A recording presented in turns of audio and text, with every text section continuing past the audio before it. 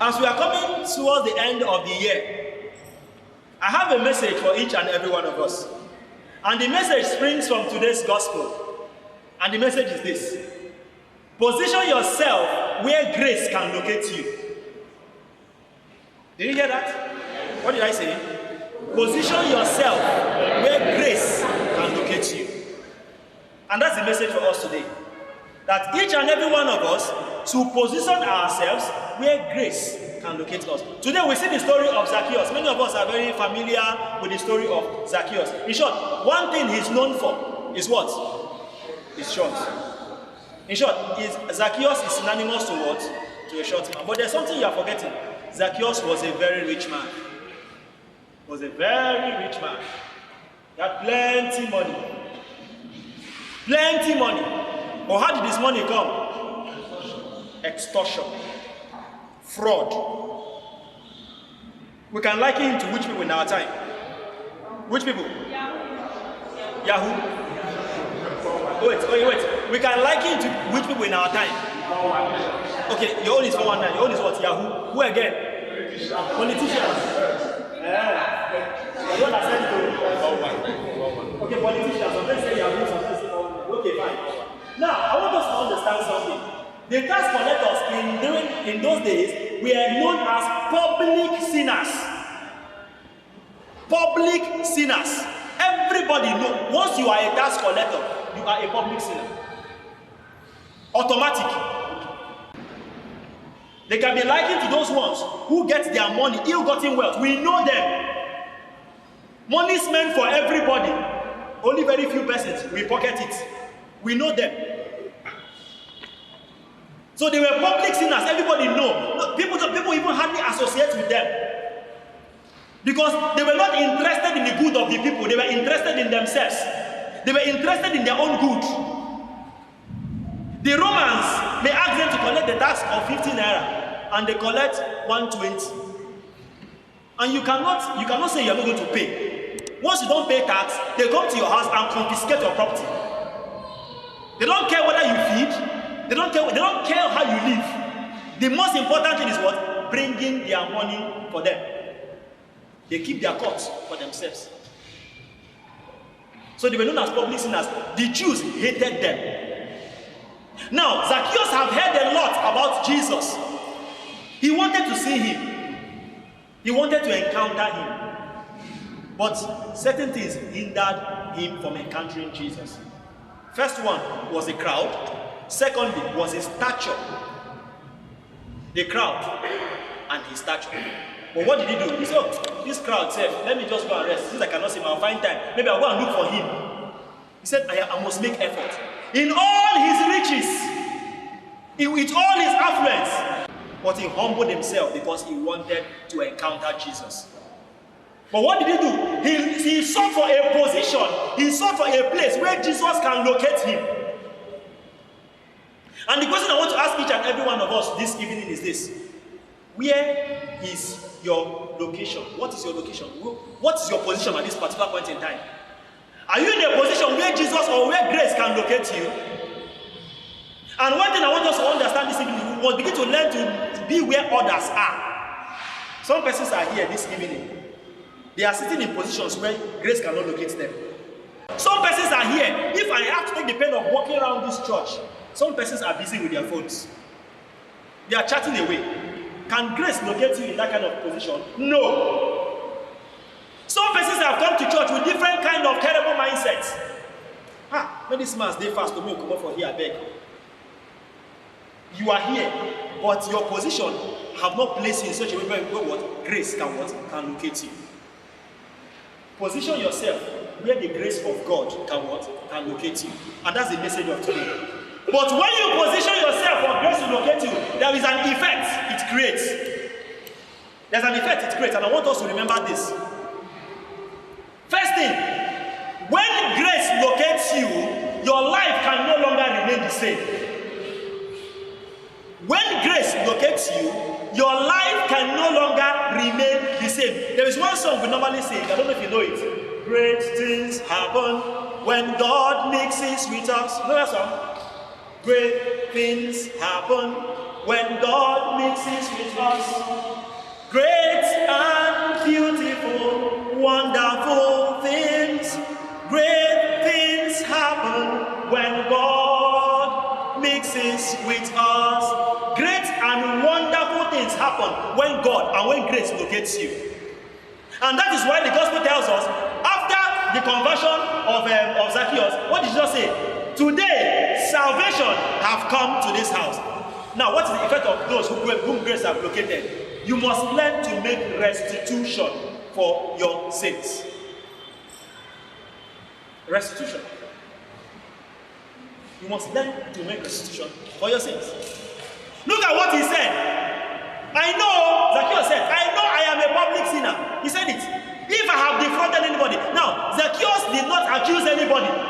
He didn't say, it was not my fault, though, I was on my own, and the Romans employed me to be collecting tax. What do you want me to do? Others are collecting tax. That is the reason. You know, when we come for confession, we are positioning ourselves in a place where grace can locate us. And the confessional is a place where Jesus is waiting for us. And we come and position ourselves where Jesus will say to you, my son, my daughter, I have forgiven you. Today I am giving you a new life. Today I am giving you salvation.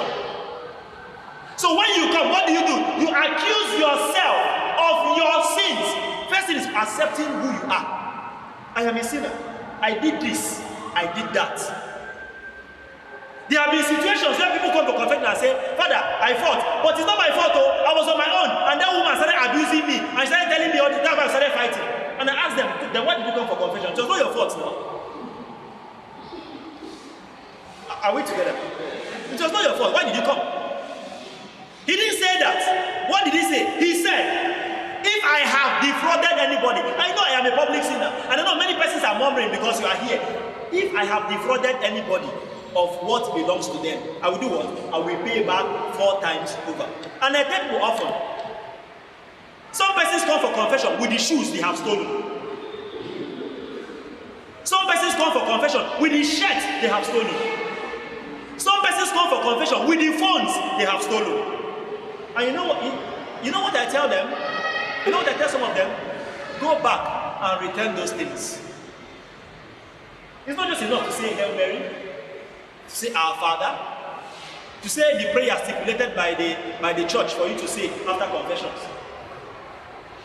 It goes a long way to say, no, this thing I am keeping is not my own. Let me take it back to the owner. You know, when you carry somebody's property is an extension of the person's life. Do you know that? It's an extension of his life. That you have carried, you have taken something that is a part and parcel of that particular person. You need to take it back. If you have stolen money that belongs to the populace, that belongs to everybody, for you to show us that you are repentant, bring the money back. Or use the money for what it's supposed to be used for. If you are a politician, you have stolen our money. The money meant for the people.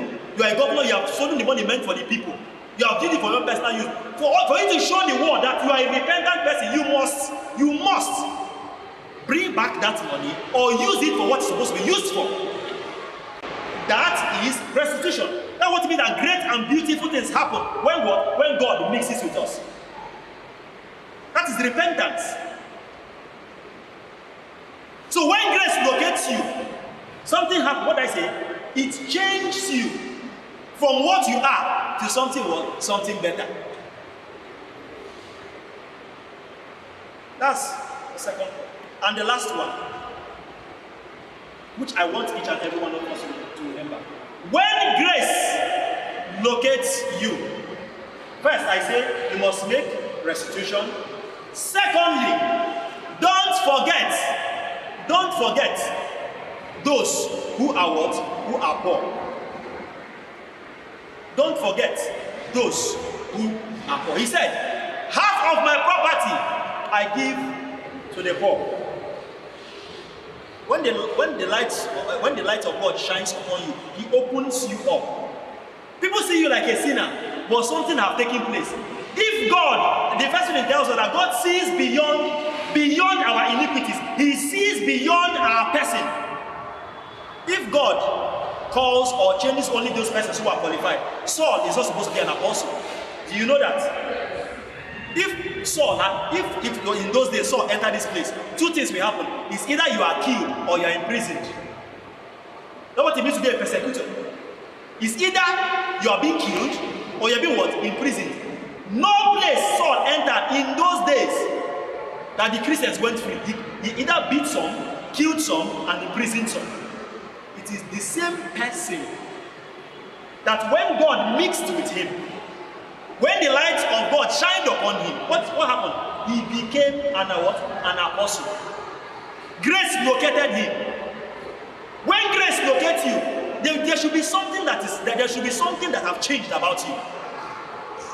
It's not just the fact that you have we are under the grace of God. Go and don't sin again. From there, we continue from where we stop. And one thing I want us to always remember is that we need to begin to learn how to make restitution.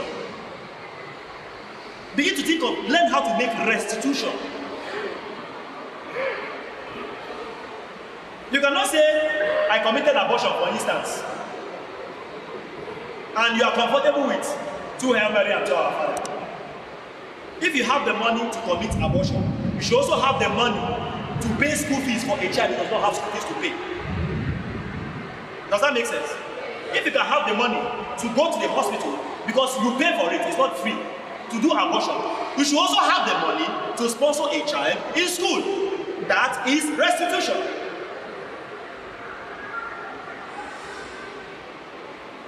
If you can steal somebody's money, or if you can steal somebody's property, you should also be ready to return it back to the person. You cannot also come for confession and say, Father, I cannot forgive this man, I cannot forgive this woman. And still, you are asking the same God to forgive you. Please, how? And when we begin our Father, you will see them, those kind of persons, they will say, who art in heaven, and forgive us our trespasses, as we. The church will never force you to say that prayer, but you say it freely. As you are saying that, in your mind, or in your mind, there is somebody you have said, I will never forgive. Who are you deceiving? We must begin to learn how to make restitution. And restitution also means that no matter who that person is, that you have refused to forgive, and no matter what the person must have done to you, after this mass, you go back and say, I have forgiven you. I don't have anything against you. That is restitution. And it goes a long way. So when grace locates you, there is an effect. What is the effect? What is that effect? Something should change about you. First thing, put yourself in a position where grace can locate you. And when the grace locates you, what happens? Something should change about you. And that is the message of today.